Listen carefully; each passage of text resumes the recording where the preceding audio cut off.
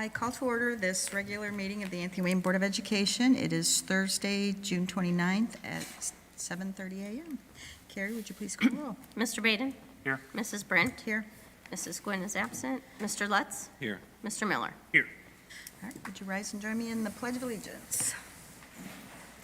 I pledge allegiance to the flag of the United States of America and to the republic for which it stands, one nation, under God, indivisible, with liberty and justice for all.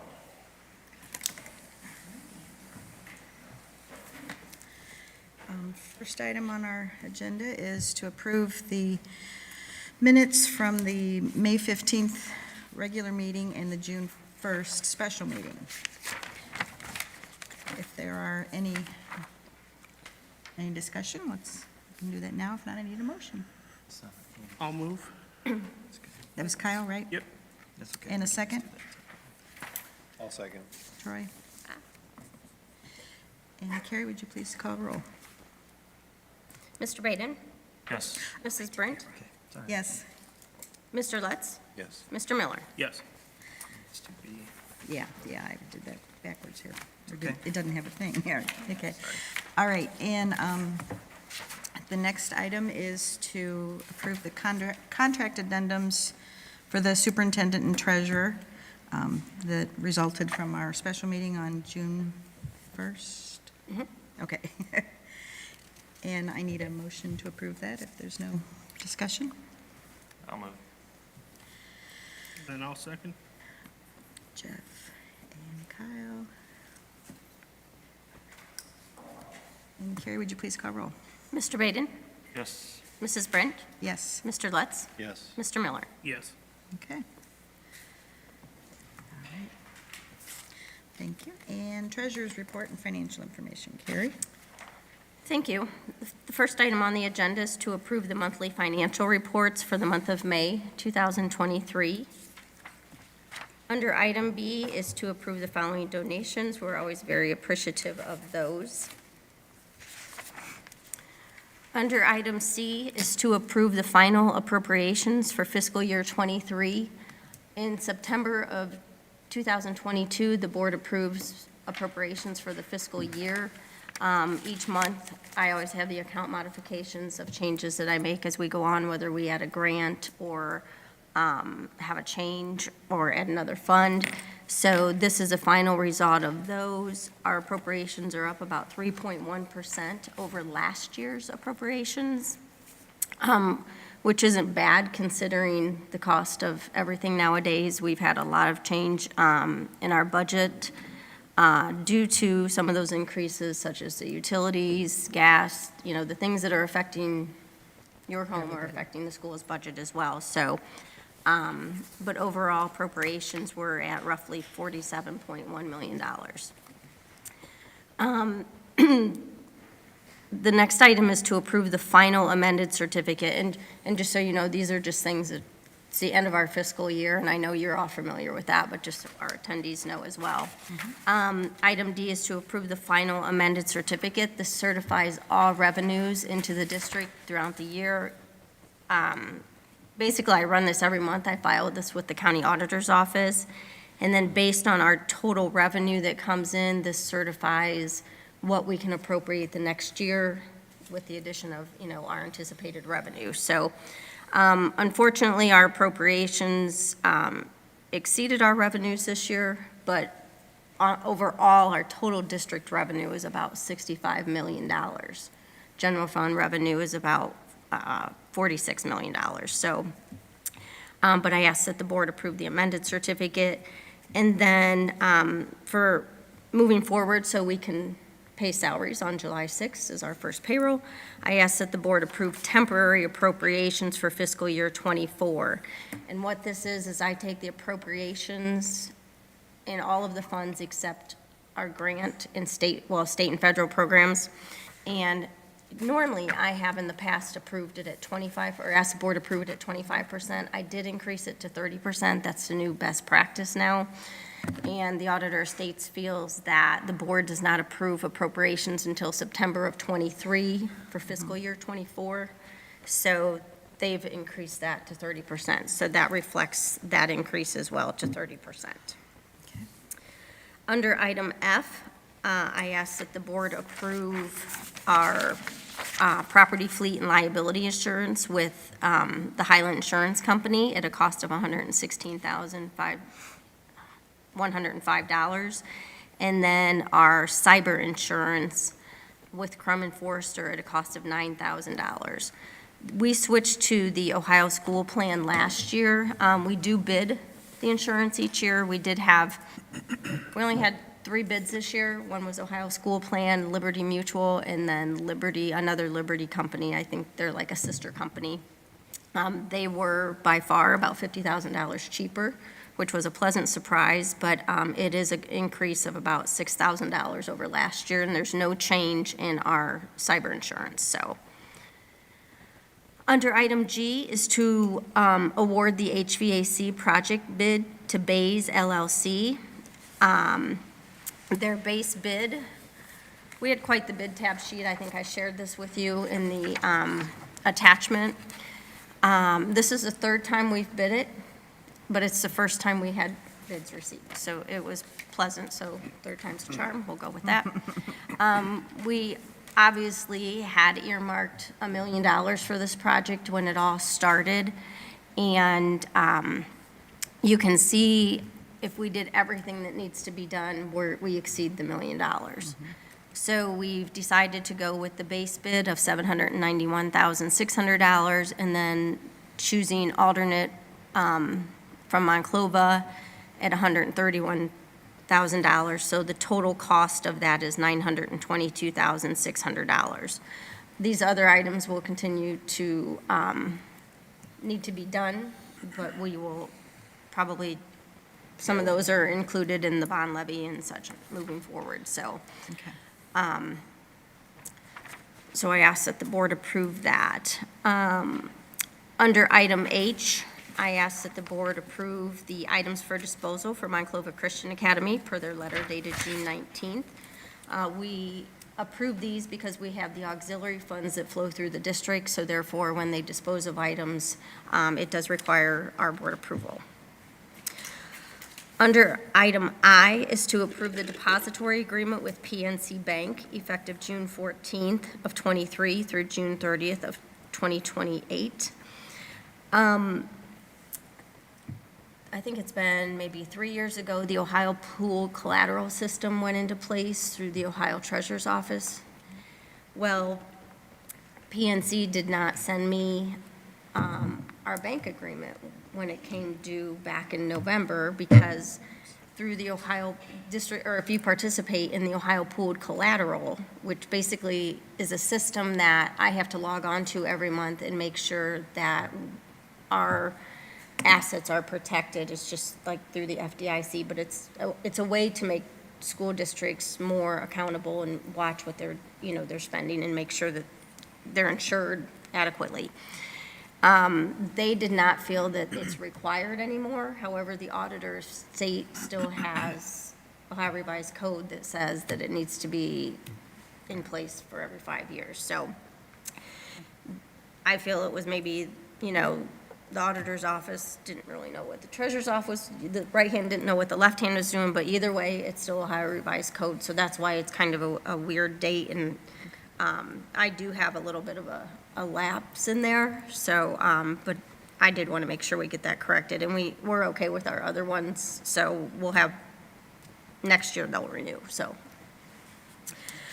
PNC Bank, there's no change, right? I mean, you've been using PNC. Oh, yeah, This is there's no just change, it's updating just a paper. depository agreement, so yeah, no new bank or anything. We still use PNC even though they're no longer in the district. Luckily, most of what we have to deposit is through wire, but anything local, we use Fifth Third Bank as our depository bank. So when we get checks into the district, they go to Fifth Third now that PNC closed their office. But that's been in existence since PNC closed over here. Item J is to approve the renewal membership with the School council. Ohio School Council. Sorry, my agenda just went. Oh, I'm sorry, it's stuck to the other page. Sorry. With the Ohio School Council, at a cost of $951.86. This is one of our cooperative purchasing programs that we participate in. It's also the Power for School Energy Saving Program. We work through there on that. So I ask that the board approve that renewal for membership as well. Yeah, we make that up tenfold or so. Yeah. in savings in electrical purchasing through the cooperative. So it's a good group to be involved in. Oh, yes. Under item K, I recommend that the Board of Education approve the resolution of necessity of the bond issue in the amount of $70,825,000, and to submit the question of such bond issue to the electors, and requesting special need designation as well. And I'm going to ask the board to approve these, and then Dr. Fritz will be going through in more detail What it is, yeah. in his presentation when he comes up next. So but there's nothing that you guys don't already know as far as Right. what this it's is. for. This is standard format as the board approves these next two resolutions. I will then take these resolutions and send them to the three county auditors in Fulton Wood and Lucas County to certify the millage. And then once that is done, that will come back to us. And then in July at our board meeting, the board will have the option to proceed, pass a resolution to proceed. So it appears on the August ballot. So, but this is, Not August. or November ballot, I'm sorry. But the deadline's August 9th, and Yeah. so that's, everything has to be in by August 9th, so that's what's on my mind. So, but yes, the November 7th election. So I ask that you approve the bond levy, and then also I recommend that the board approve the resolution of a new operating levy for 2.9 mils for general operating expense. So we would have two issues on the November ballot. I would like to add one other thing. As you know, the governor's budget should be being signed tomorrow, but it's by the end of the day, and it doesn't look like that's going to happen. I know the governor did encourage both committees to work together to meet the deadline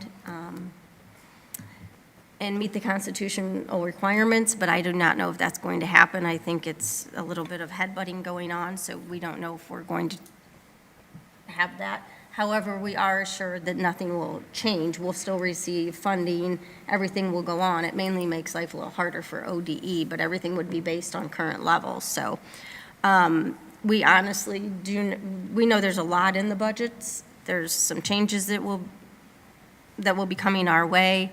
At one point, we were going to get maybe $200,000-$300,000 a year, and now we might get $40,000 to $50,000 a year. It's between the House and Senate. So whatever conference committee can mutually come upon, we will find out. But once we get that information, I will share that. And I'll talk about that a little Yes. bit in our presentation this morning. And then one other thing, when we did change the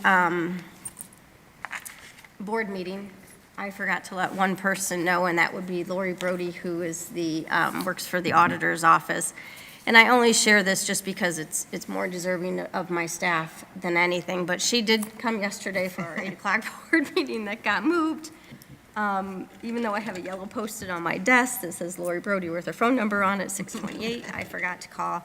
But I just wanted to share that the district was once again awarded the Auditor Estates Award, and she felt it was very important that it's shared that the auditor's office audits nearly 5,900 entries, and fewer than 8% of all entities are audited that are even eligible for this award. So she thought it was important, but I mainly just want to share this just to recognize my staff, Cindy Breyer, Julie Pingle, and Ray Green, for their work that they do to make this possible. So I just wanted to share that.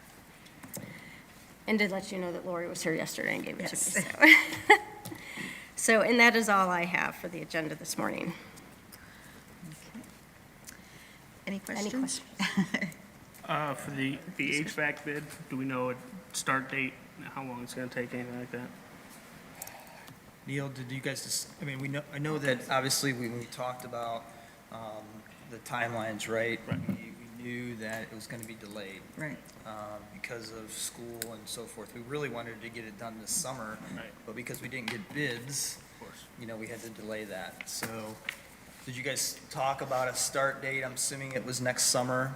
Next summer, physical work will start, but Dave will be assuming all of our pre-purchase equipment, shaping out, making sure everything's in order as early as January, February.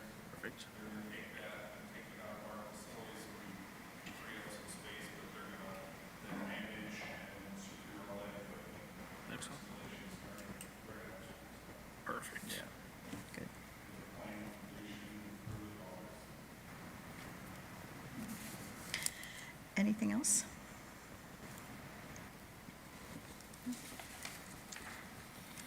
All right, I need a motion to approve the treasurer's report. I'll move to approve as presented. Troy, and a second, please? I'll second. Jeff. And Carrie, would you please call roll? Mr. Baden? Yes. Mrs. Brent? Yes. Mr. Lutz? Yes. Mr. Miller? Yes. Thank you. All right, thank you. Superintendent educational reports. Jim. Thank you.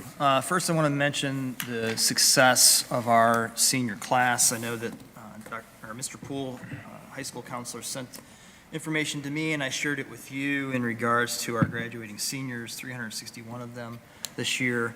I just want to highlight some of the information that he shared with me, with you, and the community. We had 184 members of the class of 2023. They were granted $14.5 million worth of scholarships. That's outstanding. That's the highest total we've ever had. We congratulate them on their success and having the ability to seek out that many scholarships and grants. As you look through the data, 84.6% are going on to some sort of post-secondary training or education. 9.5% into the workforce and 3% into the military.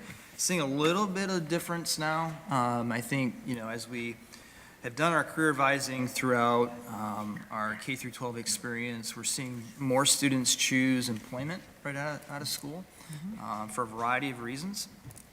And so you're seeing that number creep up a little bit, and you're seeing a little bit less going directly into a post-secondary educational experience or training. Nursing and business are still the top two, which is great for our local area, especially because nursing is such high demand in this area as well as throughout the nation. Just wanted to share that information with you because I think it's important. We could talk about where they're going in college. Some of our staff were a little bit disappointed that BG finally was knocked down a notch to UT with the number of students going there. But as a proud UT grad, I'm kind of excited about that. And I did go to BG for 2 years, and that's why I switched, but no. Anyway, I'm just, you see some of the information shared with you there. Interesting enough, too, we had an uptick in students going to Owens Community College for specific training, so that's, I think as we've exposed students to different careers and the opportunities where they can step into those 2-year programs and then get some work experience along the way in certain fields like HVAC and other areas, I think that they've seen some benefits of doing that and then going on for their bachelor's degree if they so choose, or just continuing to work at that time. So just wanted to share that information with you, and we are very proud of that graduating class and the level of academic achievement shown in their scholarship awards and grants, as well as then, going into the military, and we continue to see a strong interest there in military academies as well. I was just talking to a new senior for next year who's taking the steps to try to get into the Naval Academy. I was talking with him last night, and just am very impressed with what our students do to try to reach their goals. Just excited for them. So great news for the class of 2023. The next item, I want to go through a presentation with you. I've shared this with you previously. So let me escape out of this. I think Chris is going to show this to our folks at home who are watching as well. So let me bring this up. Now, all of this information will be presented on the website. I think it may be already be on the website this morning in a variety of formats so that you can have as specific information as you want. Whether you're viewing at home or you are here this morning, you'll have access to all of this specific information. And it's very detailed because we wanted to provide information to the community of why are we asking for a bond issue? Why are we asking for a new operational issue? What's that money going to go towards so that you have the specific information? So let's get started. Ultimately, as you remember, our strategic plan, goal number 4, talks about providing resources that allow our students to be future ready.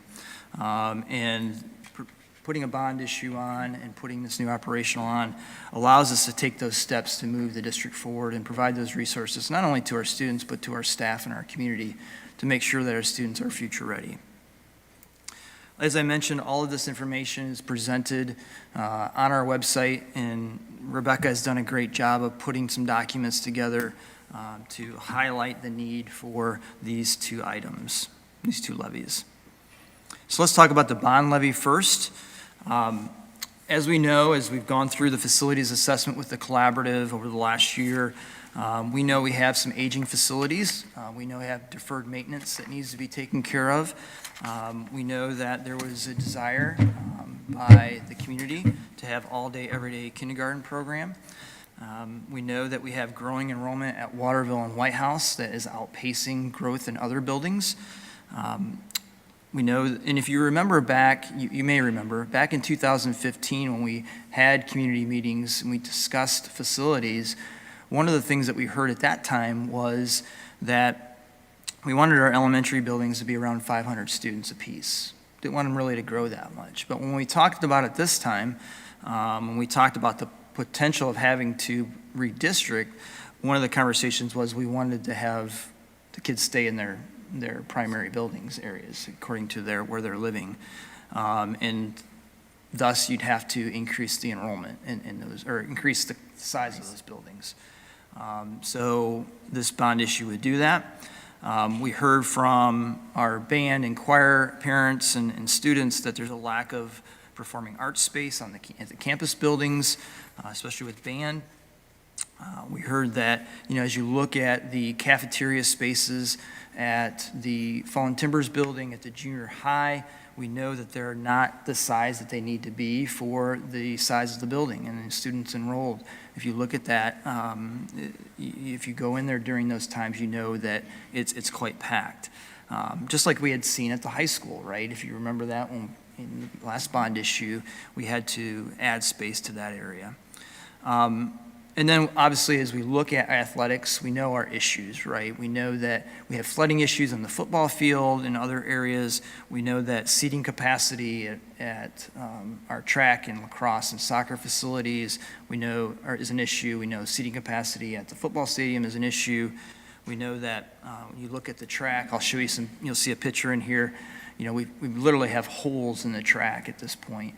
We keep filling those holes, but it's well overdue and needs to be totally redone at this point. We can't keep filling holes like we did.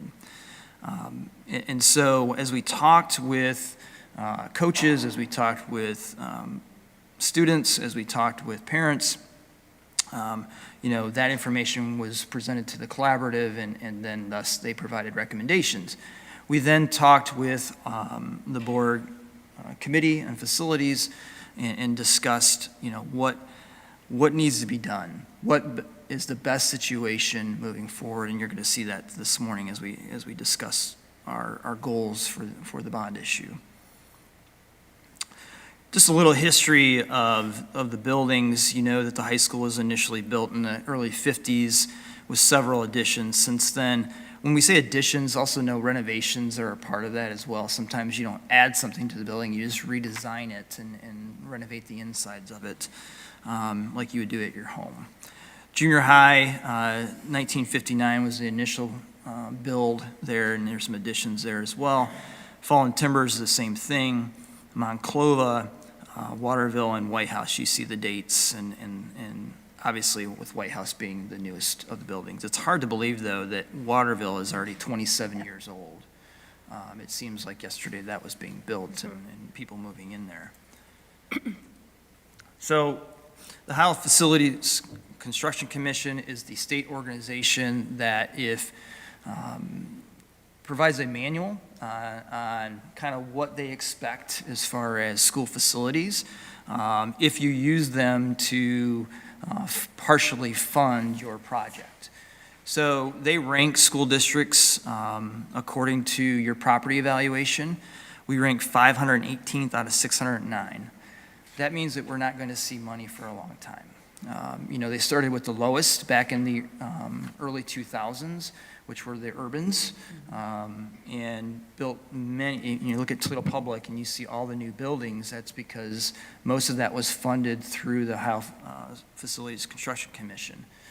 I did my dissertation back in the early 2000s on their manual and how that their new builds, how that affected academic achievement.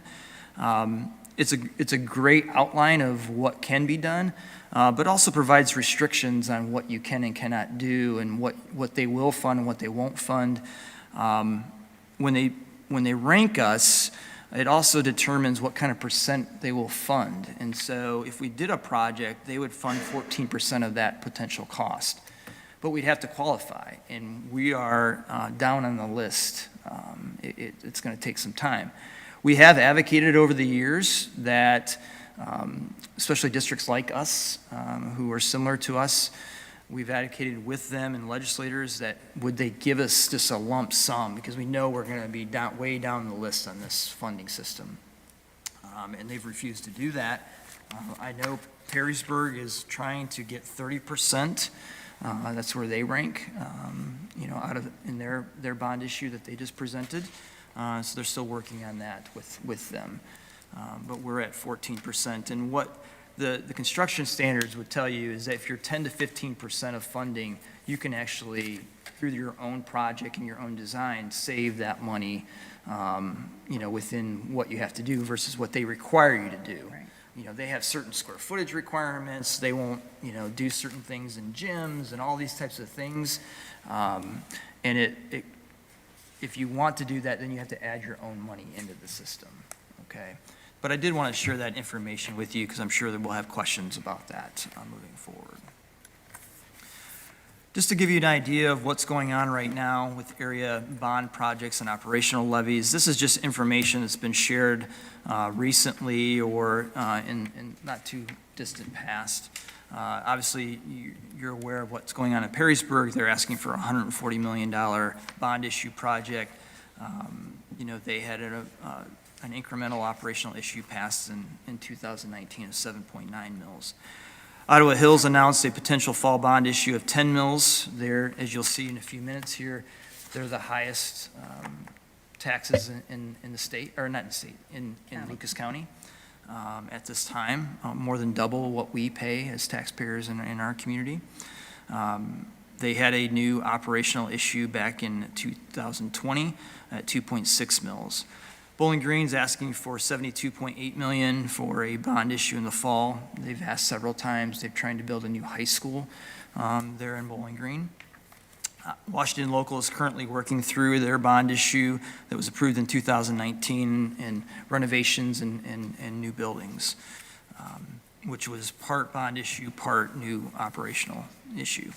What happened in Rossford recently? They redid a lot of their facilities, what they've done there looks very nice compared to what they had. And then obviously I put in there Maumee too that had approved a recent operational issue as well. When you look at the voted effective millage, this came from the auditor's office. Carrie collected this from them just this past week. And you see that where our effective millage is at, which is 32.98. The next closest one is Oregon. So when you add in this millage for the bond issue and the operational issue, you're still below Oregon at this time, depending on how it's all certified and so forth, we believe, based on the initial estimates, that it will be. So we continue to still have the lowest effective millage in Lucas County. So let's talk about the bond issue and what it will cost the taxpayers. The new bond issue is estimated at 2.6 mils. Remember, as Carrie said, that it has to be certified and through the different county auditors. This would cost taxpayers $91 per $100,000 of home value. And I say but because we have retiring bond debt, what it'll end up being will be 1.4 mils of additional mills, and that ends up being $49 per $100,000 of home value per year as we move forward. In 2024, as I mentioned, that millage will go off, and the estimated bond issue is, as Carrie has already said, $70.8 million. And I'll talk about what makes up that $70.8 million here in a second. Also know that in 2031, which seems like it's far away, but it's not, 0.3 mils will also go off and be retired at that time. So when you break that down, that $49 per year per $100,000 home value ends up being 13 cents a day per that value, or $4.03 per month per that value, per $100,000 of home value. So I just want to mention that too, just give you a perspective of what those costs would be for that bond issue. So what will be done in the bond levy? The first item that we focused in on are deferred maintenance. You're going to hear about deferred maintenance. You're going to hear about renovations and additions to buildings, as well as then the athletic renovations and new builds. So if you remember, when the collaborative presented, they presented estimated costs and they presented items that we should look at within the bond issue as well as within our permanent improvement funds moving forward. So just to share with you, obviously we're going to take, if the bond issue is approved, we would use that money to meet these deferred maintenance items that they have indicated, but we would also look at using our current permanent improvement funds in order to meet other items that we have to do at that same time. The HVAC project is one of them that we just approved. Looking at a potential LED energy savings project. Before Matt Dick left, he had worked with Energy Optimizers to do an analysis of the whole district, which was a free analysis, to assess what can we do to save money as far as lighting and those types of things. And so we deferred their meeting until after this to understand exactly what we were going to do in the bond issue and what we were not going to do. And the LED piece was not going to be included in this because we think that there's potential for saving money and doing it a different way than the bond issue. Just some of the pictures, and Rebecca did a great job of putting a short video together that's available on the website of some of the things that we're going to address in the deferred maintenance projects. These are things like roofs and when you look at the buildings and some masonry repairs, and you're looking at boilers and hot water heaters and, obviously some of the athletic pieces that we need to address. These are all examples of what will be done, and like I said, Rebecca put a short presentation together, of those items. It doesn't include all of them, but just gives you the highlights of just some of the areas that we're going to address through these projects. So what I've done in this presentation is gone through and listed out exactly what will happen in each building, whether it's school building or the transportation building, which is also included in deferred maintenance projects.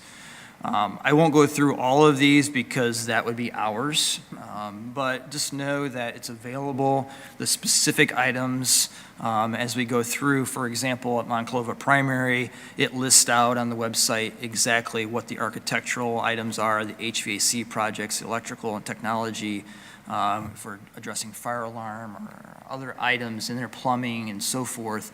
You will see those things listed. And the exact amounts that are estimated by the collaborative along with the totals, okay? And they, like I said, they range from the specific architectural things like roofs and masonry items, HVAC, which are either replacing univents, cooling systems, those types of things.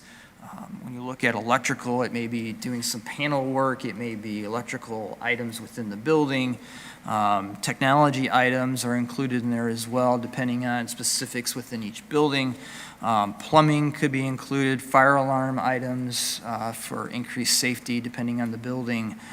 So those are the things that we listed in this presentation, as well as, like I mentioned, these individual pieces are on our website at this time so that our community can view these things.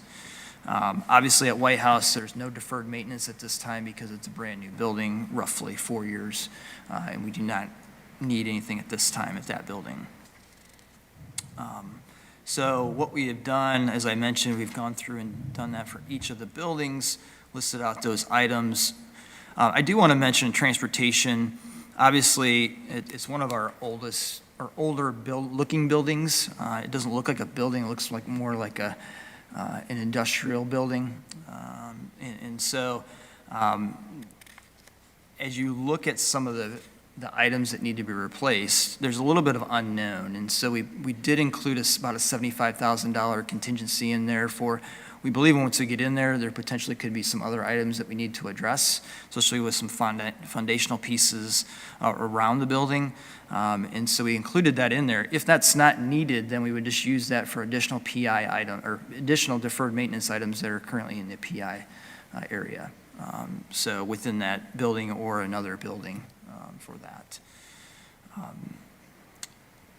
So as you look at the total deferred maintenance cost, it's roughly 2.3 at Monclova, 2.7 at Waterville, 1.8 at Fallen Timbers, 3.6 at the junior high. High school is 7.1, transportation roughly around 700,000, for a total of approximately $18.4 million. These are just to basically fix items in our building that are outpacing what we can do with our current permanent improvement funds that we collect in the district. Allows, obviously, as we go through, fixing leaks in buildings, replacing roofs, to improving HVAC above and beyond what we're doing with the current HVAC project, those types of things in the deferred maintenance.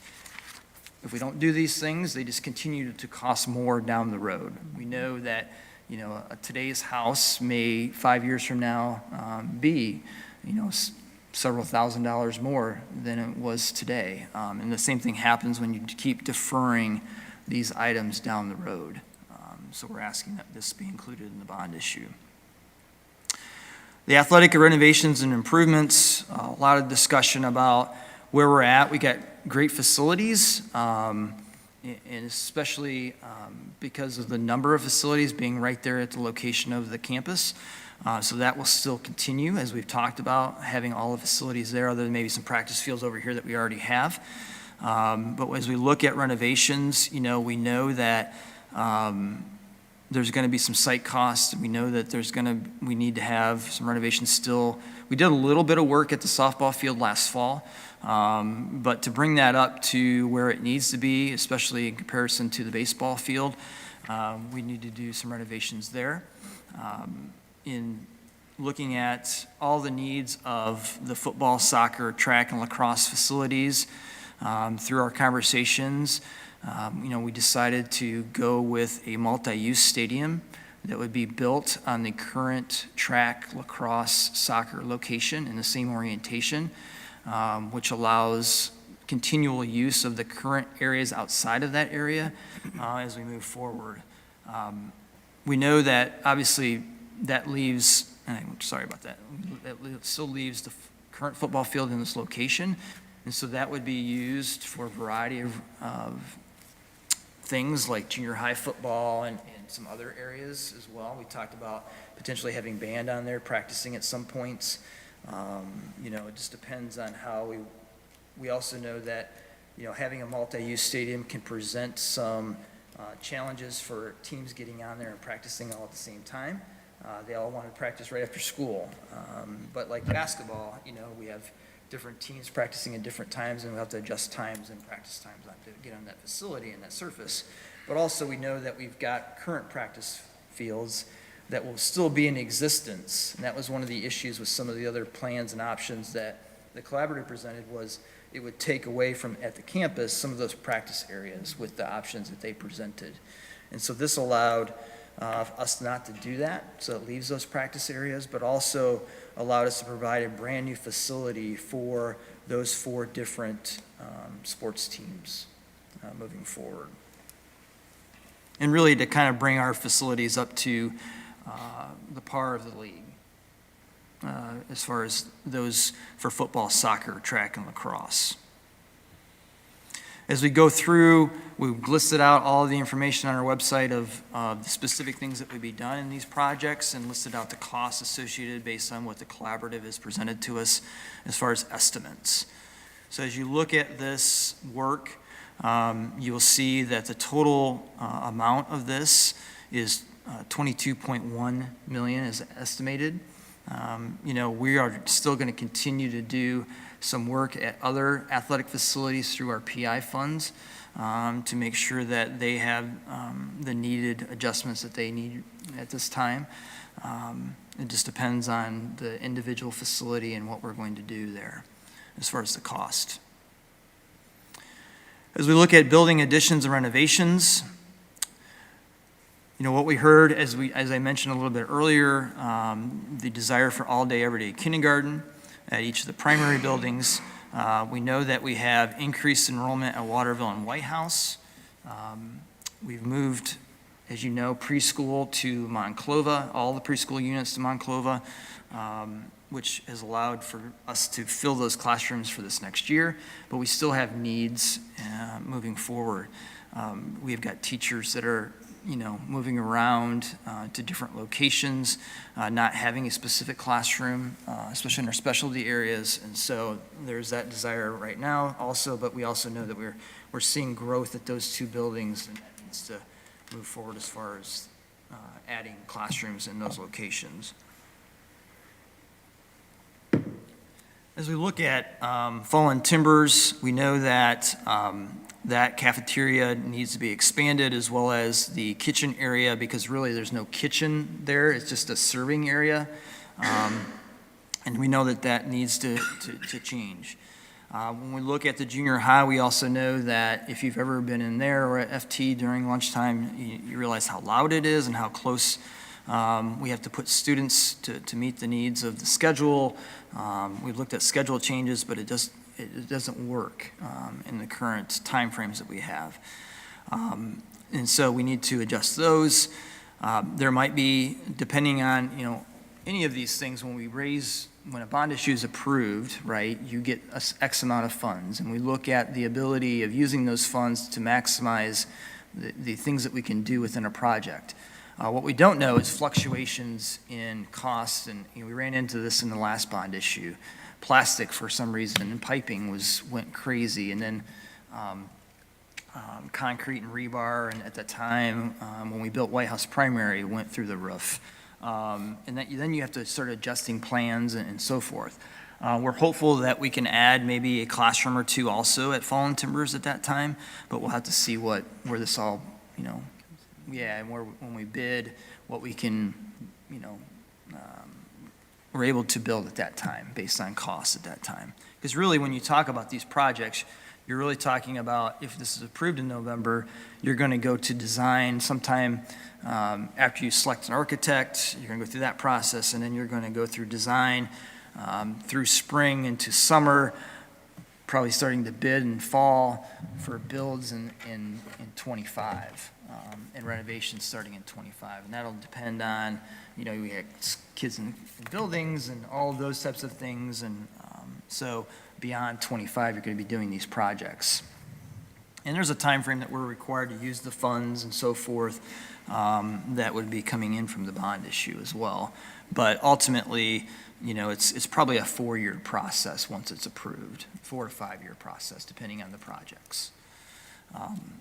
So at the high school, we're adding additional lecture, performance, and storage space for the performing arts programs and potential classrooms.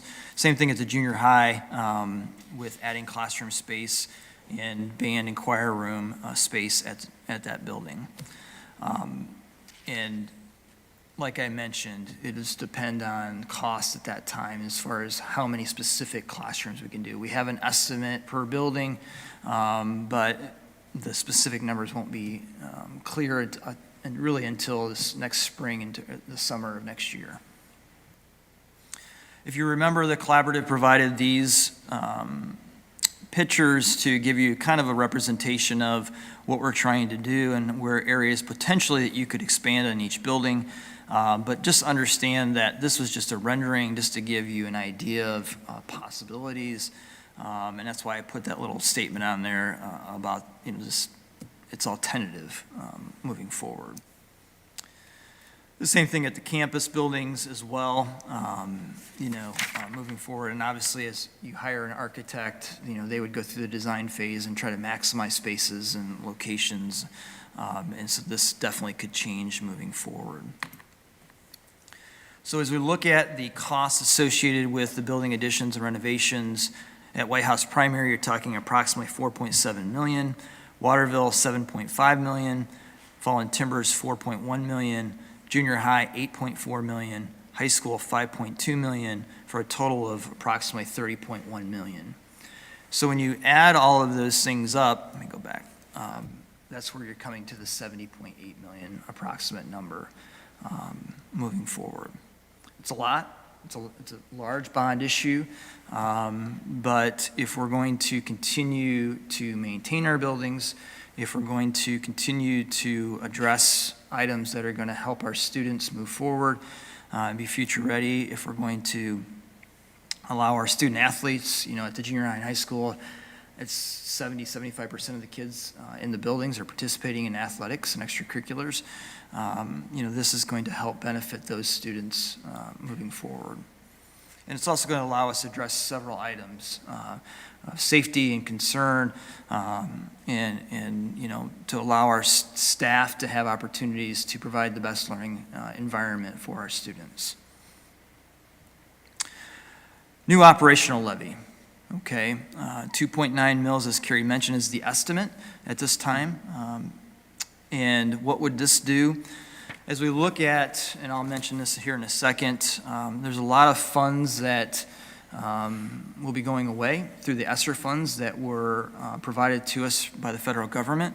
That funded many of the services that we are providing as far as intervention at this time. We have created an intervention system that we've seen improvements in student achievement like we've never seen before. The process that we have and the personnel that we have doing these interventions are phenomenal. It's based in an intervention system that, we focus in on all students first, and then it narrows it down to students who we've identified through a variety of assessments and just their experiences in the classroom that we need specialized intervention. And then we work with those students and we try to make sure that they're seeing gains. And if they're not seeing gains, they kind of go into another tier that we provide more intervention to them. And some of those students may actually end up going into special education, where they get specialized services and we develop a specific plan for them. But ultimately, we know that those funds are going away. And if we want to continue those services, we're going to need additional funds to do that. Some would say, okay, because of COVID, you had to do this and so forth. What I would say is that the intervention program that we have in place right now regardless of COVID being there, is an outstanding program. And I would recommend that we continue to have that for all of our students, and especially those who need that extra help moving forward. This would also allow us to address additional safety and security services for our students, and I'll get into more specifics about that in a second. Provide all-day, everyday kindergarten through additional teachers that will be needed to do that. We've done an analysis of what it would cost. We've looked at what we would save by not having a midday route for our kindergarten students.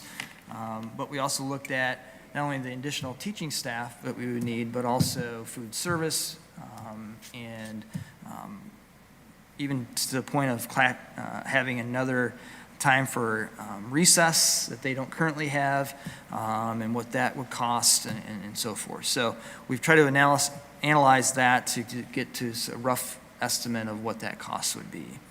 So we'll talk about that in a second. This year we did not hire an English, math, and science teacher that left the district through retirement and/or taking other positions. So we did that because we were uncertain about where the state budget was going to be. Even when the governor's proposal, as you'll see in a second, came out, we knew that we were not going to get sufficient needs to address our increased costs that we have in the district. Even though we've tried to do that through other mechanisms, not to remove teachers, but we ultimately had to do that to save money because we knew that we were not going to be getting what we thought we needed as far as an increase from the state. As we look at next year, we know that we're going to need an additional fall and timbers teacher because of increased enrollment in fourth grade going over to fifth grade for next year. I'm sorry, in the 24-25 year. We also know that we need additional revenue because our cost to educate our special needs students has dramatically increased, especially in purchase services, but also in increased staff that we had to hire for this next year. And that's really dictated by state law. You have to have a certain amount of teachers for the identified students per classroom. So we had to increase that based on an increase in those students, especially for students moving into the district, and for a variety of reasons. I think it's honestly in part, mostly due to the fact that we're starting to have a reputation that we're providing a quality program over other districts, and thus we're seeing parents wanting to move into our district to get those services from our staff. And then we know that, like all of us, we're seeing an increased cost in everything that we buy, whether it's gas for our buses, whether it's paper for our staff to use, but just overall, and we need to have some help with that moving forward.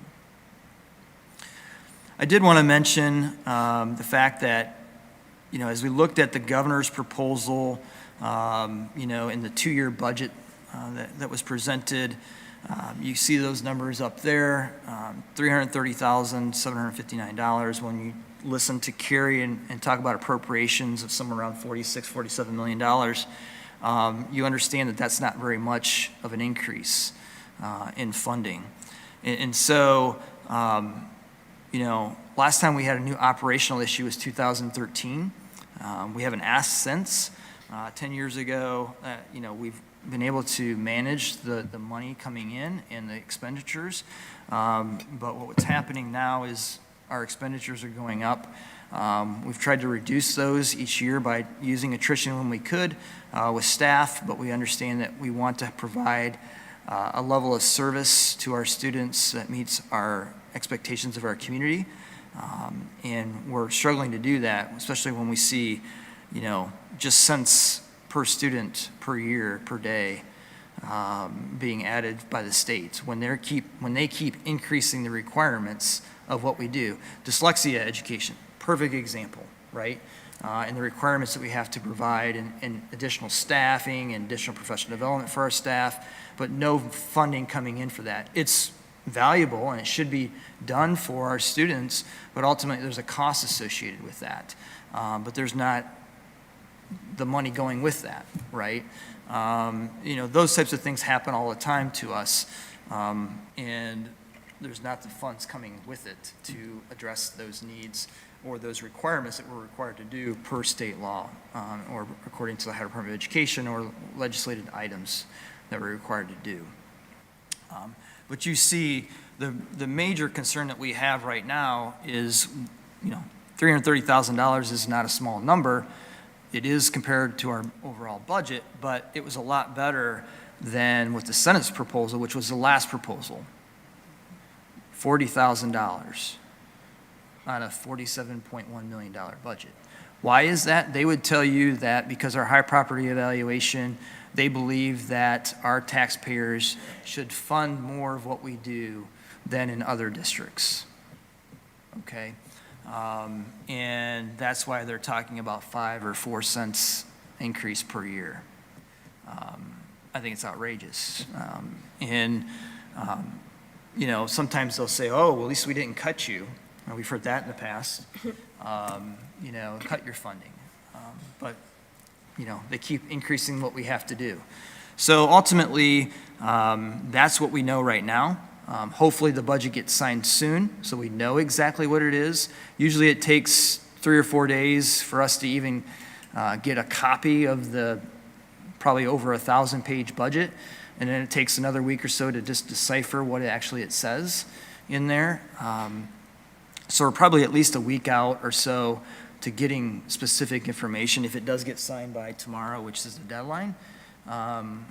It's interesting just how quiet it has been, about specifics of what the House and the Senate are currently negotiating as far as what they believe they're going to approve to send to the governor to approve.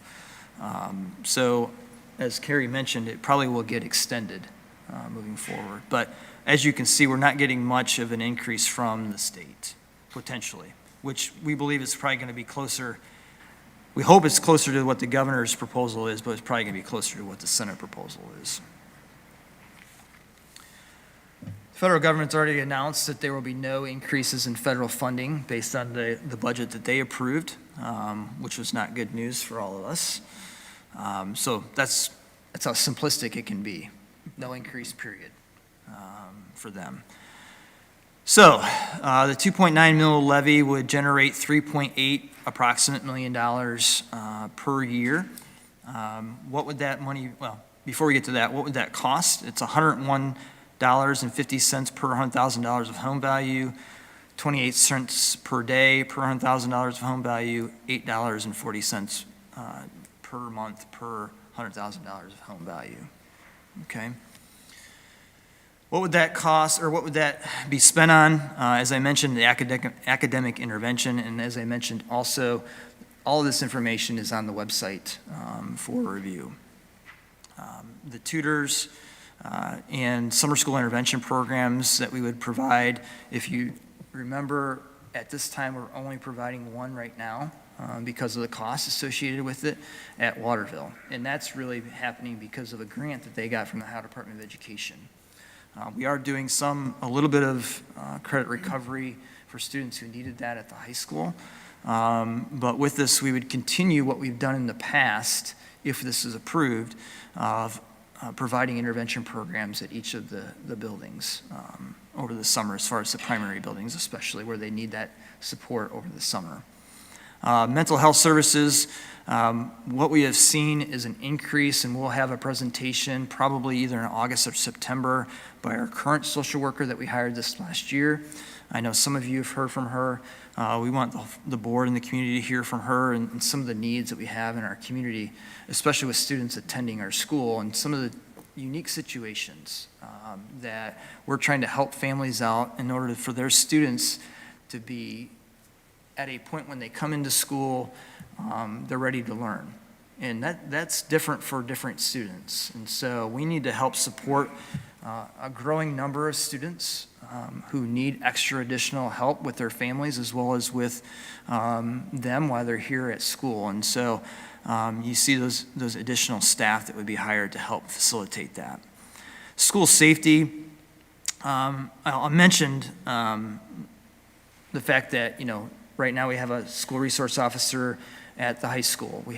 Last year, we had one at the junior high. As you look at what the governor proposed, he proposed that every building should have a student resource officer. He was going to give us about $30,000 overall as a district to do that. Well, when we've priced this out with the sheriff's office, with White House Police, it's approximately about $100,000 a year per resource officer. We would like to hire one additional resource officer, so we would have 3 in the district to provide coverage not only at Fallen Timbers, but at our 3 primary buildings at different times. We also contract out for some different services with the sheriff's office for Monclova, but the concern is that they can only be there certain days and certain times, and so that would help with some coverage there as well, moving forward. And as we talk, we've got a variety of teams that meet at different times, and we need help with covering cost of providing subs during the school day or paying those individuals to meet outside of the day in order to have these meetings to do a variety of things that help with school safety. Through our threat assessment teams, we have multidisciplinary safety team meetings and different things, and so we want to have the revenue to do that for these meetings. All day, every day kindergarten, that would require us at this time to hire 6 additional kindergarten teachers. And obviously, there's additional costs associated with that, and with cafeteria, playground aids, and food service. So you see that estimated at $573,000 in additional cost. To fill those spots that I mentioned as far as teaching staff that are not going to be in place for next year, you see the math, science, language arts, and FT, as well as to help the 3 additional intervention specialists that we had to hire for this next school year that were additional to what we had from this past year. As we mentioned about purchase services, we're seeing a dramatic increase in those costs. Sometimes we have to send students to different locations to have them be educated. And there's costs associated with that because their needs are at such a level that they require that. We have students who have to have nurses during the day, and we're seeing that cost dramatically increase. So just things like that are driving those costs up. And we know, as we mentioned, there's a rising costs in purchasing everything, and so we need an adjustment there as well. So why now? I think, as we talked, I've already gone through these items with you. The more we delay the deferred maintenance items, the more costly it's going to be. We know we have certain needs in the district as far as enrollment. We also understand at specific buildings. We also understand that when we have conversations with, whether it's band parents, choir parents, whether we're having conversations with our athletic coaches and parents and students, we know we have needs at this time. We can continue to delay those needs, and they may grow, or we can say, the community could vote this down, and we'll try to do the best we can. But this is based on the collaborative's work in gathering input, and we felt this is the best way to approach this moving forward to meet these needs and to provide opportunities for our students to have an environment where they not only can succeed in the classroom, but in the athletic facilities that we have as well moving forward. And in the operational issues, it's really the same thing. Is provide opportunities to students, providing the services that we need in order for them to be successful moving forward.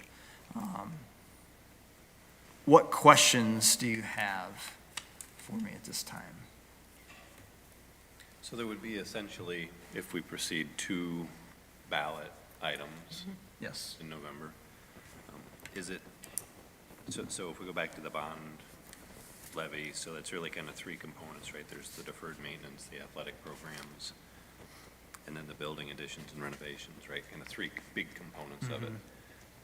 Are they always done together, right? Does it have to be done as one? Would it make sense? Just as an idea, right? Do you ever split them up so that, would you ever break out like the deferred maintenance from the others so that you could, this is what I'm worried about, right? On one side, I agree. I'd love to see us do it all. But if it gets voted down, then we can't do any of it. Right? So I'm just curious, just as a discussion point, would it make sense, right, if deferred maintenance is critical? You run the risk of having too many things on the ballot, right? Just a thought. Yeah. As you look at the deferred maintenance, obviously, there's items that we want to address through the bond issue, and there's items that we're going to continue to address through the permanent improvement funds moving forward. It's quite a list, as we found out from the collaborative through their assessment. Obviously, we could break that out into an individual bond issue. We could break out the athletic piece into an individual bond issue. We could break out the additional renovations and so forth. This is just a combination of all of those three things because those are our current needs based on the input that was gathered through the facilities assessment and trying to develop a plan to move forward.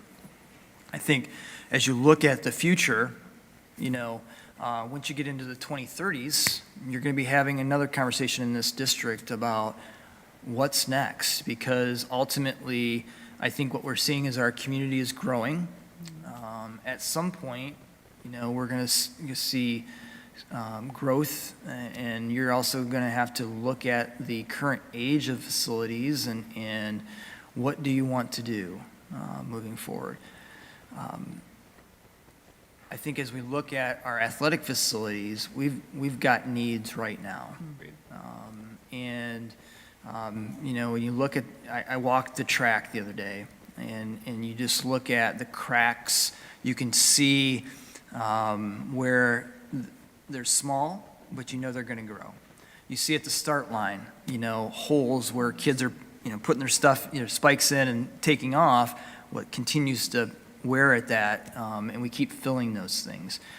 There's a spot about the 250 yard, or I can say yards, but meter area where there's just, you can see that the spot's been patched several times. It's well overdue for a replacement.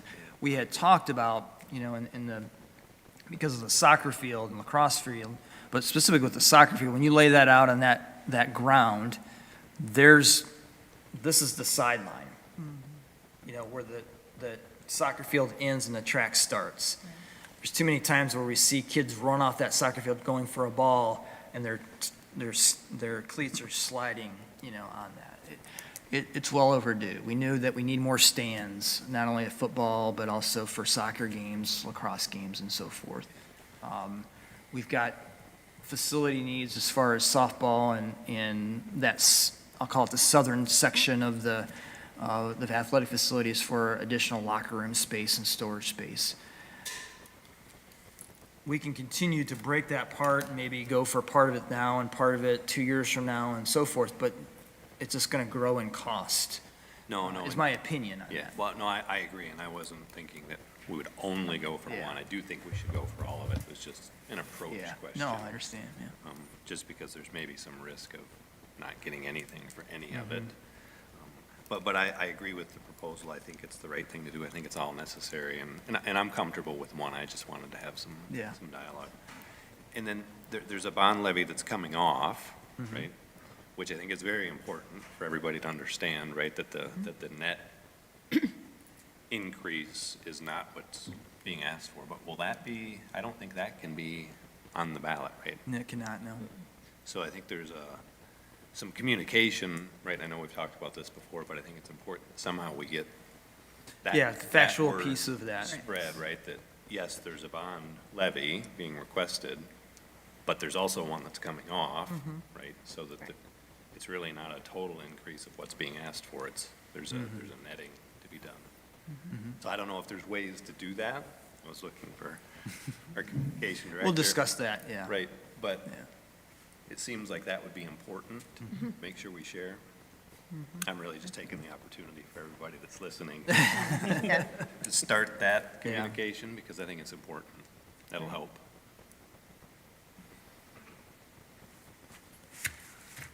No, I think it's a good presentation.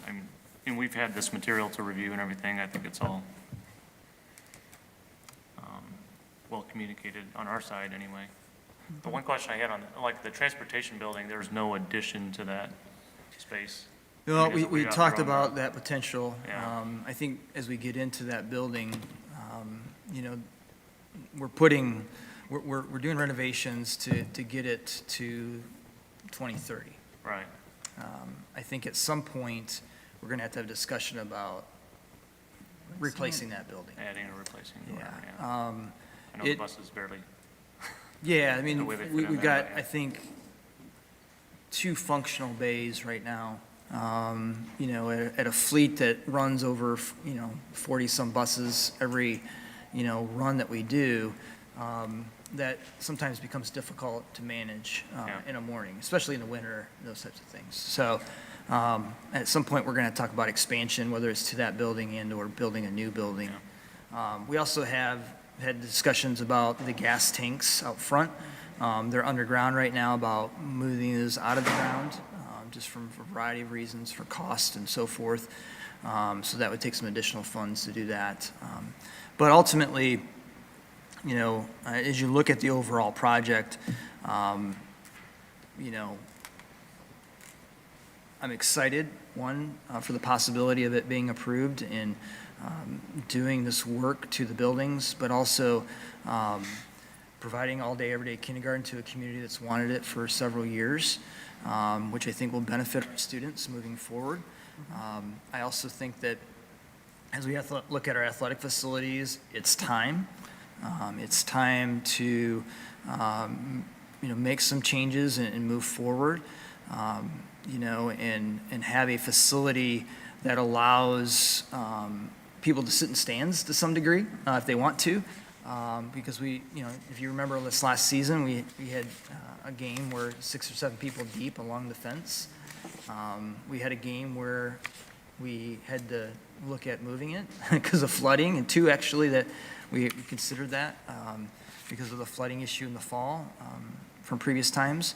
So it just, it's time to move forward. We talked about the potential of building on the current football space, part of it, and redoing the football stadium there. If you remember, that was one of the options that they presented, but then that takes out the practice area for football. So that presented an issue. So I think this option provides the best situation moving forward of providing new facilities for those 4 different programs.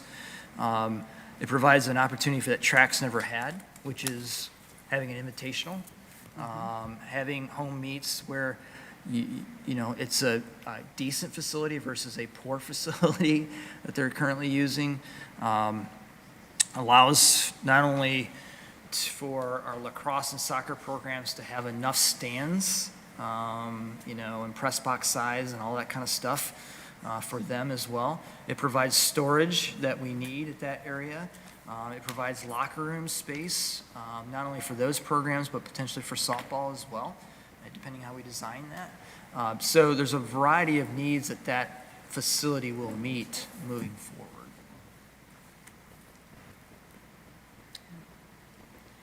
in the first read, that we can't do, we have to do the 2 readings, but you can't make any changes to this, obviously, right?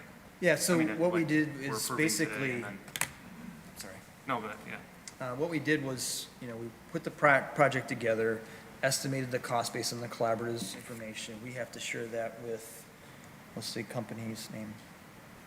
Our bond council, Our bond counsel to. we use Baird. Yeah, yeah. to make that assessment of what the estimated cost would be. They estimate the millage, which is based on conversations between the auditor's office. And then you take the first step today, as Carrie mentioned, she would work with the auditor's office. Yep, That's when it's Lucas Wood. certified for the next time, for the next Yeah, vote to. and we have property in all, that's why we have to do Fulton Wood and Lucas County, obviously, so. Yeah, long story short, no, we can't change that. Yeah, Yeah. not really. Excuse me. Any other Anything questions? Okay. All right. Next item that I have on the agenda is, I want to mention that I've been approached by 2 different groups in the last 6 months. LifeWise is a group, is an organization out of Hilliard, Ohio. They provide religious education to students while they're in school. And I'm going to preface that in a second, what that means. And then also by an individual who says he's a part of an organization that provides atheist and science programs to students. So in both situations, understand that Ohio law allows students to leave school based on parent permission to attend either a religious program and not have that absence be counted as an unexcused absence. So really, it becomes an excused absence. It can only happen during non-core teaching times. So recess, intervention time, art, music, phys ed, STEM. Those times, by law, students allowed to leave during that time, their school day, be taken to some other location by this outside organization. That wouldn't be us, that would be the group who's doing that, to provide that religious education to them at an off-site location. So I have been approached by LifeWise representatives in the district who want to do that at Monclova Primary. And they also approached me last year about potentially doing it at White House. I think their goal, based on what they had shared with me, was to eventually have this at all 3 of our primaries moving forward. The other person, and let me retract that a second. So we go back to the primary buildings in the LifeWise program. It's a separate program than Anthony Wayne Local Schools. They provide that. It's just like the youth organizations, right? They may be called the Anthony Wayne Youth Foundation or specific junior generals or whatever it is. It's an outside organization. It's not associated, it's not run by us, okay? Same thing with the LifeWise program. You're going to hear Anthony Wayne LifeWise program probably. It's not our specific program, okay? There's a lot of that happening in the district as far as use of the Anthony Wayne name, but it doesn't mean that they're associated specifically with the district. We would work with them to, if parents want their children to leave for that program, that we would provide that opportunity for them to do that through the day. Just be aware of that. Whether this gentleman who approached me about the atheist science program, whether he's going to do that in response to the LifeWise programs, because that's what he told me in several email communications and phone conversations. I don't know. I did want to share that with you. That's going on right now. And I've shared with them that we would meet the requirements per state law that we're required to meet, just so that you're aware of that. Okay? That is happening in districts in the There are state. other districts in the state where LifeWise is happening. I couldn't tell you about the atheist program. I have not researched that. That gentleman said that he will have that program in the districts that have the LifeWise program. And I shared with him that it's not a district program because he kept saying it was. Yeah. And I said he'd have to have that conversation with the individuals from LifeWise about that. Yeah. So. Okay. Item B, the overnight trip, you see that listed there for the golf team to attend that event in August. There's an adjustment to the concession manager, we have a concessions manager position, we've had it before. We wanted to make sure there was a job description for that based on the conversation that we had had with Judy Carter, who had that position previously.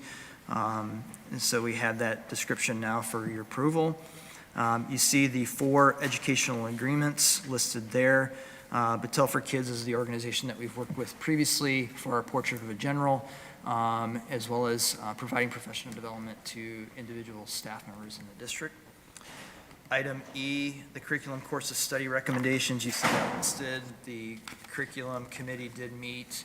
I know a couple of you are on that committee and heard that presentation about the different book options that's listed on our website.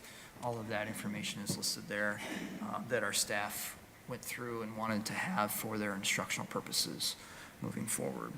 And then you see the recommended administrative and central office staff contracts That's everyone outside of the 2 unions. You remember, we approved them, the 2 unions back in spring, or late spring. And so we're asking basically you approve the same types of increases that they saw for their contracts, and contract language changes for them as well, for those 2 individual groups. Any questions on that at this time? No, I'll just mention on the curriculum, that was Troy and myself are on that committee.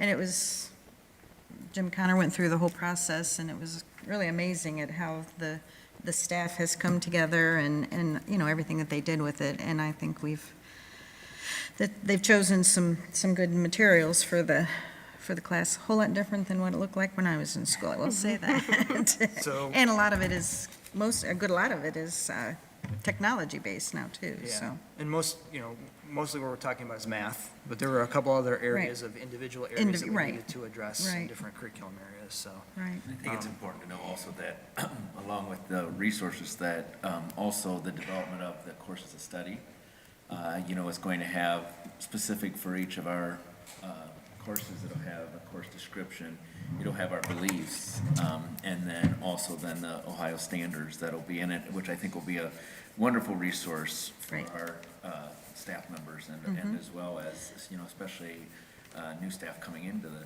district and stuff as guidance. Right, right. It was nicely done. Jim did a really nice. Yeah. So I'd ask that you approve A through F at this time with one motion unless you have additional questions.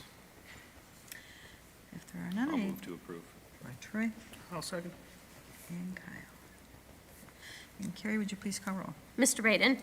Yes. Mrs. Brent? Yes? Mr. Lutz? Yes. Mr. Miller? Yes. All right. Thank you for that, Jim. And now your personnel recommendations. Thank you. Obviously, we have resignations and retirements that continue at this time in June. It's been a while since we had our last meeting, so you see the list there. We appreciate the services of those who are retiring and those who are taking other positions moving forward. Item E is employment. I do want to mention from that list, obviously, we're trying to do what we can to fill positions that were open based on retirements and resignations, as well as then, one of those positions was our Fallen Timbers Middle School principal's position. Excuse me. Matt Smith is here. I'd like to introduce you to him. You have his resume there. I've also shared with you additional information when we made that recommendation. Matt comes from Swanton, where he was middle school principal there. I had the fortunate opportunity of him being in one of my classes at BGSU, a while ago. So I knew him a little bit from that. But the group that interviewed him through the different stages, it was a variety of teaching staff and staff from the building, as well as our administrative staff, and then central office directors and so forth that had an opportunity to meet with him and highly recommended him to take this position and help move that building forward. We welcome you, Matt, hopefully from the board's approval today, and welcome you to the district. He's a resident here and has children in the district, and so he gets to do that double duty moving forward. But just a great individual and highly recommended from the committee. So, welcome, Matt. Item C are substitute employees. So you see those listed there. We had a few from this summer that we're still adding, doing different types of programming, and then the ones for next school year. Item D are volunteers, and, it's that time of year where we're adding volunteers, especially in athletics for this next upcoming school year. Item E are limited supplemental contracts, mostly dealing with for the 23-24 school year with athletics. Item F are supplemental contracts, once again, mostly for athletics, but we're still filling ones for this next year for different extracurricular activities in different areas. So I would ask that you approve A through F at this time in one motion, unless you have questions. I move to approve. Kyle? And a second, please. I'll second. And Carrie, would you please call roll? Mr. Baden? Yes. Mrs. Brent? Yes. Mr. Lutz? Yes. Mr. Miller? Yes. Alrighty. Congratulations, man. Yes, welcome. Yes. Thank you. Also, just a quick note too, I just wanted to, we do read all the resignation letters, and I think it's just a nice note that how appreciative, everybody is. When you resign, you can take your time to tell you how it is, or you can, but they're all so appreciative of their opportunities at Anthony Wayne and how they were treated and what opportunities they had and everything. I think it speaks to the level of the administration and the teamwork together in the group, so.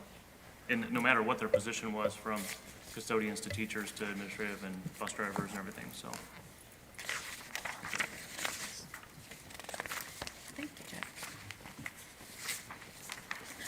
All right, at this time, we're going to recognize our visitors who chose to speak. But before we do that, I've just got a statement that I was going to read. And here goes. The Anthony Wayne Board of Education and Administration are aware that the Ohio Attorney General, Dave Yost, has issued an opinion on public restroom use. It stated that his advisory opinions are not law, and the determination of Ohio anti-discrimination law relevance to public restrooms should be determined by the courts.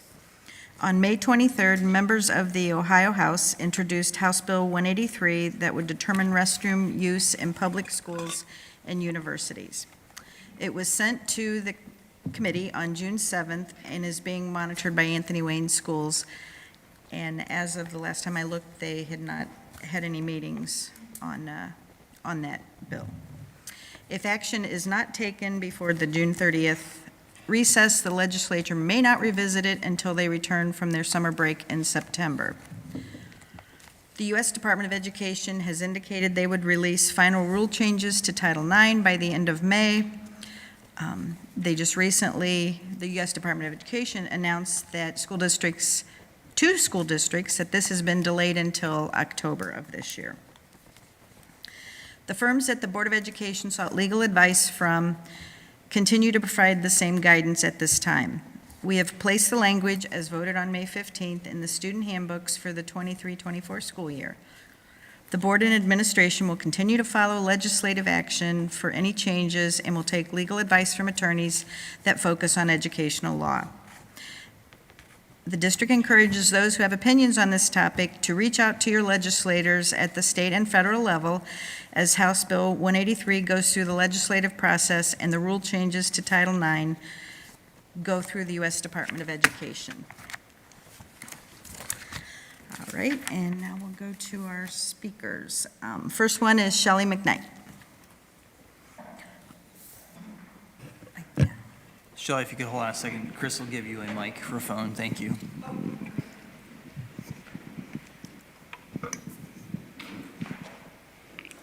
It's on. Yes, it is. Board members, Dr. Fritz, and board staff, thank you for allowing me to address the board on an issue that I find deeply troubling for the future of public education, the increasing threat of school vouchers. Voucher use is one of the main reasons that I decided to run for the Anthony Wayne Board of Education. I have studied this danger to Ohio public schools for at least 8 years. I participate in seminars about voucher expansion, and I am a member of Vouchers Hurt Ohio and the Ohio Coalition for Equity and Adequacy of School Funding. State-issued school vouchers, and let's not call them scholarships or coupons, have increased at an exponential rate in Ohio. The funds for vouchers come out of the state education budget as a line item, not separate from all education funds. Every dollar, which is coming from my real estate taxes, going to vouchers, is one less dollar going to public schools. Now, under the new proposed Ohio budget, more money is going to be going towards universal vouchers, and that means less money for Anthony Wayne schools. Under the Ohio Constitution, the state of Ohio must adequately fund one common school system, not multiple. Therefore, funding of other systems, such as private, often religious or faith-based schools, is unconstitutional and should be curtailed. Vouchers are wrong for many reasons. They are not operated transparently, nor are they held accountable to the same standards as public schools. As Dr. Fritz explained in a previous school meeting, a high school student receives $7,500 as a voucher, yet a student at AW only gets $2,100 from the state. Where does the rest of that money go? Voucher schools discriminate. They do not have to accept a particular student as a public school does. And as Dr. Fritz explained to me, a voucher student on an IEP who leaves a voucher school and returns to a public school has often been denied the educational interventions on their IEP, resulting in increased time, money, and public school personnel to rewrite and execute the IEP correctly. Voucher schools often don't test, evaluate, assess, and grade students' achievement as public schools are required. If and when a student returns to public schools, their records are often not transferred. Voucher schools have held students hostage, as happened at several Toledo schools and was reported in the Toledo Blade. Students were being denied graduation because they still owed voucher school money, punishing children, not the indebted parents. That's unconscionable. Finally, it is a fact that many or most voucher schools do not perform as well as the public schools when all factors are considered. A recent Blade editorial said that is not true, but it is. Voucher schools do not perform any better. Voucher proponents argue that voucher schools offer an alternative to failing schools. Anthony Wayne is not a failing school, yet many students are leaving for private schools. My thinking has always been, if there is a failing in a public school, examine the problem. Do what it takes to fix the problem rather than take away money from a school, as vouchers do. Give more money to that school. Having taught for over 30 years in public education, I am a firm believer in the democratic foundation of the common public school system. And I'm angered by these increasing attempts in Ohio to privatize education with public money. And I think the board members should be concerned as well. That's why I'm strongly urging Anthony Wayne to join the other 150 Ohio school districts in a lawsuit against the voucher expansion program. The cost for AW to do this, $2 a student, is just a little more than one high school voucher. There are 5 components of the lawsuit that in the argument against the constitutionality of the voucher system. Winning only one in court would severely eradicate vouchers. This is a lawsuit which can and should be won. And as board members, you are community advocates, so I'm asking that you please protect our fantastic Anthony Wayne schools from further expansion by joining this lawsuit. Thank you.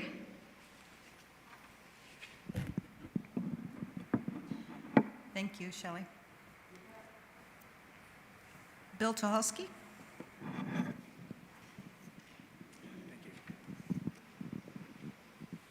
Thanks for this opportunity to speak before the administration and the board. Let me just preface my remarks by saying that I attended parochial schools through high school, and I was also a teacher for 35 years in the public school system. When I pay my state income taxes and local property taxes, I presume those funds will be managed by public entities to be used for things like public thoroughfares, not private roads, libraries and parks, not by Barnes & Noble and private country clubs, for local policing and not individual home security systems, and for local school systems, not religious institutions. For example, my 2021 property tax statements noted that $2,400 of my general taxes went directly to Anthony Wayne schools. My presumption was that Anthony Wayne schools had this money in their possession to fund district operations. Furthermore, those who receive public tax dollars have always had to be accountable. And we could see today evidence of transparency, accountability, input by the public, revisions, and so forth. We see how this works here. Shelley alluded to the Ohio Constitution. It states specifically, a General Assembly shall use a school trust fund to secure a thorough and efficient system of common schools throughout the state. No religious sect shall ever have any control of any part of the school funds of this state. Pretty clear language.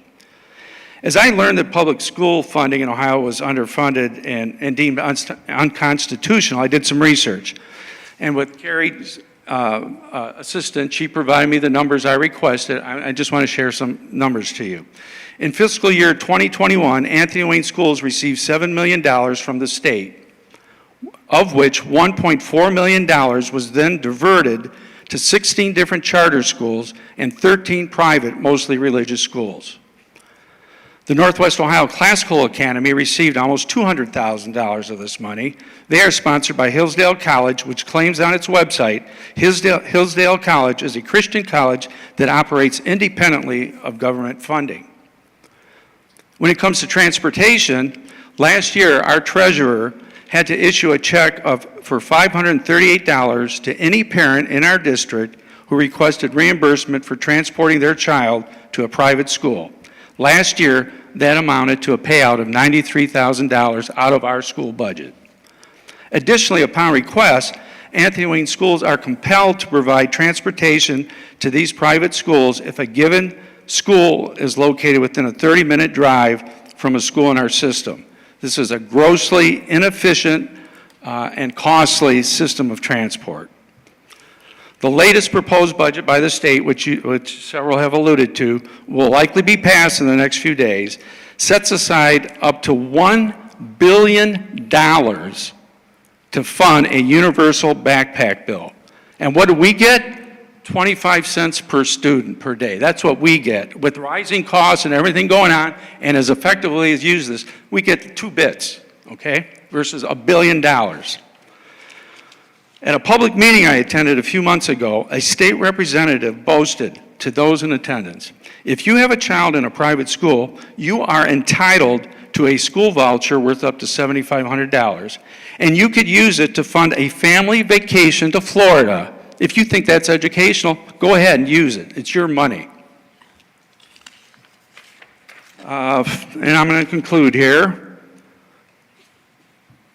Does the implementation of universal vouchers meet our constitutional mandates of a thorough and efficient system of common schools? Does that sound that's what's happening?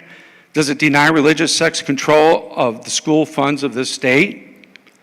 And to the board, this is my final plea, and your assignment, if I can give you one, the Ohio Revised Code states in section 3313.10, each person elected or appointed a member of a board of education shall take an oath, and I assume you all did that, to support the Constitution of the state and will perform faithfully the duties of their office.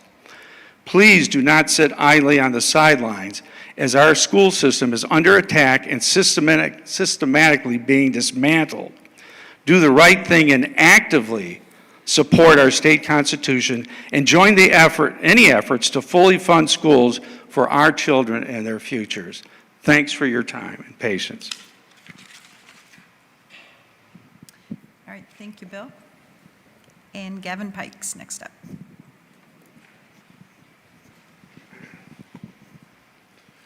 Morning.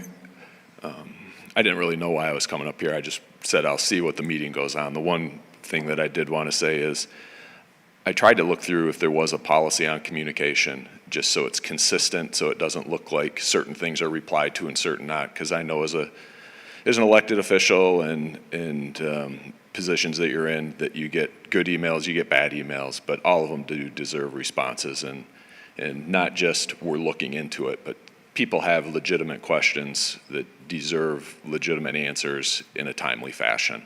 And I couldn't tell if you had a real policy on that. But just talking about the property tax levies, and just like if you take opinion polls, depending on how you present it, certain things. When you had the slide up there that talked about the millage and that Anthony Wayne is low, and that's one of the reasons why I moved to the Anthony Wayne district, is that we were very efficient with our money. But you can't just show millage to millage, because each mill is worth different depending which district you're in. One mill here collects more than one mill in another district, so you can't do a millage comparison. It's not comparing the same thing. It's dollar per student is what it should be, more than a millage. It's deceiving to me to show it that way. I would say, as someone who has been, part of the planning for levies in another entity, it is poor planning to put a capital and an operation levy at the same time. Not a good position to be in from that standpoint. And Mr. Lutz, I agree with you of cutting that up to give people choices compared to an all or nothing standpoint. Putting the sports in there is very smart politically, because our community loves sports. I think you increase your chances of passing it just because of the sports being in there. But one of the things that was said is the collaborative pointed out all this deferred maintenance.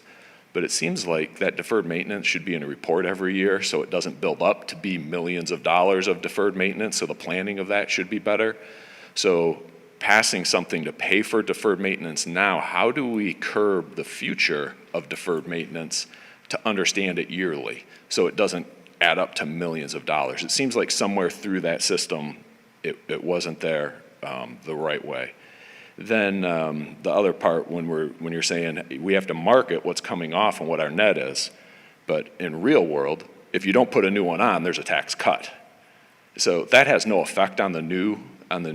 Yes, your net would be different, but if you don't put a levy on, everyone is getting a tax cut when the bond comes off. So again, it's how it's marketed and presented, but the real factor is, if it isn't on there, I'm gonna pay less in my taxes, and then I have a brand new tax going on, and I have to bear that full brunt. Marketing that as a net tax is, again, a deceptive way to do it, in my opinion, on how that is. And then I think those are all my notes that I wanted to talk about. No, the last one, you said 3 teachers weren't renewed or retired and didn't get put back in there. And I have just recently started to look into numbers a little bit more, but I would like to know, as we're not renewing teachers, how many administrative positions have been added at that same time, because we're in the business of education, and the teachers are what help the education. And I know administration is important. And then if this whole bond levy passed, there's not enough hours up there to manage those projects. Like, it's going to be more administrative hours, but we need more teaching hours and more classrooms when you're looking through there. And of that whole thing, I couldn't count how many new classrooms it is, but to get $70 million in bond funds, I don't know how many real classrooms it is at the high school and those other things. And I'll look on there and see if you can figure that out. But I mean, I think that helps. People want their tax levy dollars going to education. And I'm a sports guy. I'm all for the sports and that. But you can't neglect, that side. So thank you for allowing me to speak. All right. Thank you, Gavin.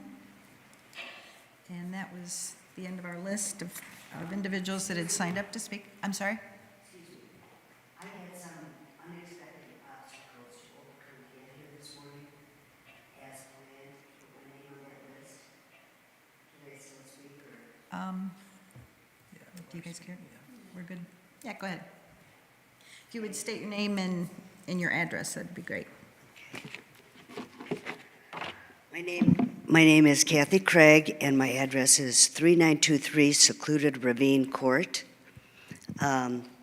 What I am here for is, I was here a year ago to talk about the Monclova Elementary School using Cleland's trailer for children to practice archery during the last days of school fun day.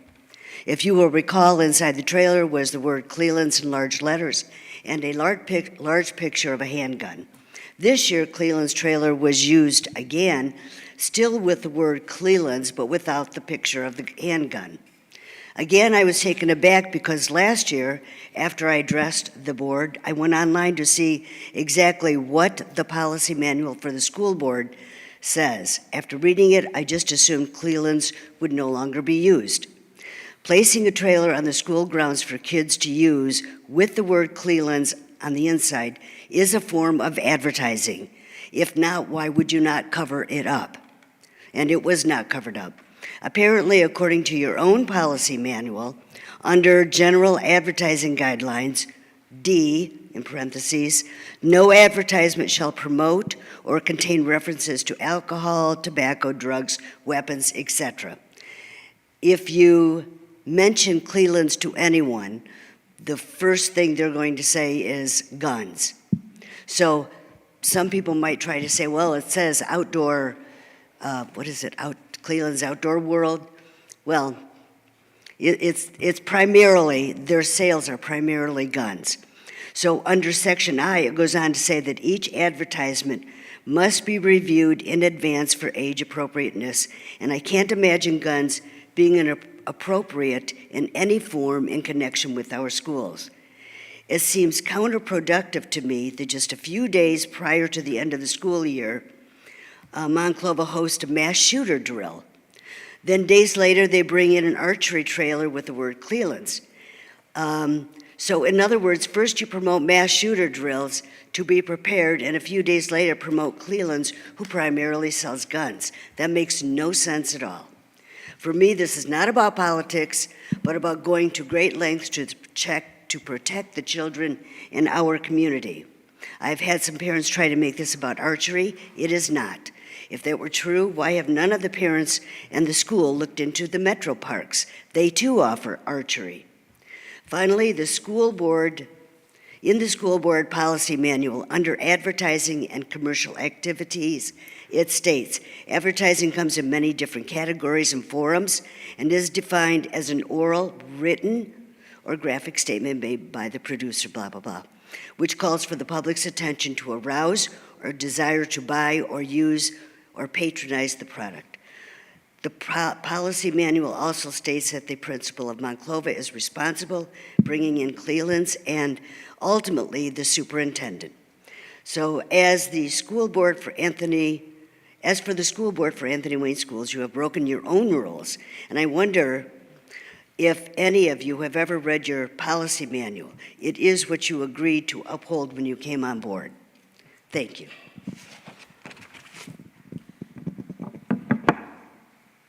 All right, thank you. Anyone else want to speak today? No? All right. Consider that the end.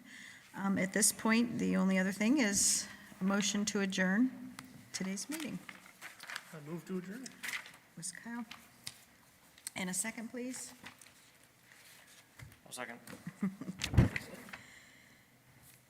and Jeff. And Carrie, would you please call roll? Mr. Baden? Yes. Mrs. Brent? Yes? Mr. Lutz? Yes. Mr. Miller? Yes. All right. Our next meeting will be here on July 10th at 8 a.m. Thank you all for attending.